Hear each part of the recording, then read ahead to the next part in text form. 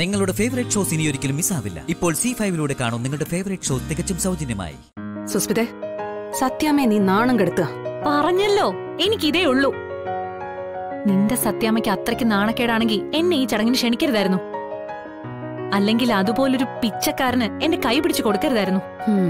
നിന്റെ ഉദ്ദേശം എനിക്ക് നേരത്തെ മനസ്സിലായി. സഹതാപ തരംഗം അതൊന്നും ഇവിടെ ഉണ്ടാകാൻ പോകുന്നില്ല സുസ്മിതേ. നിനക്ക് മനസ്സിലായല്ലോ, നല്ല കാര്യം. ഇനി എന്തൊക്കെയാ ഉണ്ടാവാൻ പോകുന്നേന്ന് ഞാനൊന്ന് നോക്കട്ടെ. മര്യാദയ്ക്ക് സാരി മാറ്റിട്ട് പോണം. നീ പറഞ്ഞാൽ ഉടനെ തന്നെ അങ്ങ് സാരി മാറ്റാൻ പോവല്ലേ ഇപ്പൊ ഞാൻ? എന്റെ പട്ടി മാറ്റുവടി. അപ്പൊ നീ തീരുമാനിച്ചുറപ്പിച്ചതാ? ആണെന്ന് പറഞ്ഞില്ലേടി. അല്ലെങ്കിൽ എന്നെ കൊണ്ട് സാരി മാറ്റിക്കാൻ പറ്റുമെന്ന് നീ ഒന്ന് ശ്രമിച്ചു നോക്ക്. എടി കുഞ്ഞേ,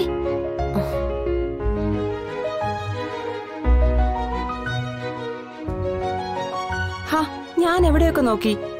ദാ ചായ എടുത്തോളൂ. എനിക്കിപ്പോ വേണ്ട.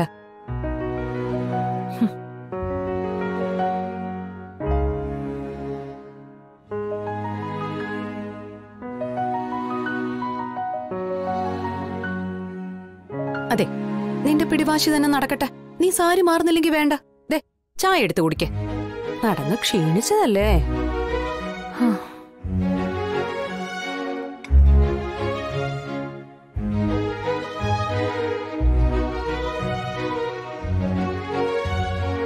പിന്നെ സുസ്മിതേ,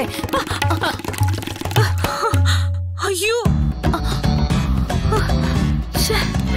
അയ്യോ സോറി സുസ്മിതേ, അറിയാതെ പറ്റിയതാ. നീ മനഃപൂർവ്വം ചെയ്താന്ന് എനിക്ക് മനസ്സിലായിടി. എന്നെ കൊണ്ട് സാരി മാറ്റിക്കാനല്ലേ? പക്ഷേ നീ അളക്കുന്നതിലും മേലെയാ സുസ്മിത. ഞാൻ ഈ സാരി മാറ്റാൻ പോകുന്നില്ല. അതെ, ഇനി സാരി മാറ്റണമെന്ന് എനിക്ക് ഒരു നിർബന്ധമില്ല.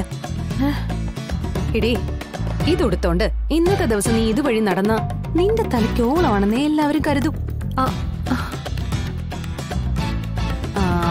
വേണമല്ലേ നിന്റെ രണ്ട് ചെവിയിലും ഫിറ്റ് ചെയ്യാൻ ചെമ്പരത്തി കൂടി ഞാൻ സംഘടിപ്പിച്ചു തരാം.